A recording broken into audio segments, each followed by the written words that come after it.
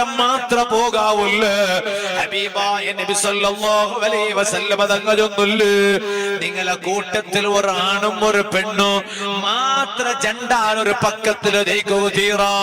നിങ്ങളെ കൂട്ടത്തിൽ ഒരാണും ഒരു പെണ്ണ് ഇങ്ങ തമ്മില് അതാ ഉമ്മക്ക അല്ല, അല്ലെങ്കിൽ പാപ്പം മോളുമല്ല, മാപ്പലം പെഞ്ഞയുമല്ല, എലോല് മൂത്തോളല്ല, എലോണ് മൂത്തോളല്ല, ഇതുപോലെ കാക്കമ്മാമിയല്ല, ഇതുപോലെ ആ രൂപത്തില് മാപ്പലയുടെ അബ്ബ മർമോളല്ല, ഒന്ന് മർമോല് പിന്നൊന്ന് മാപ്പലയുടെ അബ്ബ അങ്ങല്ല.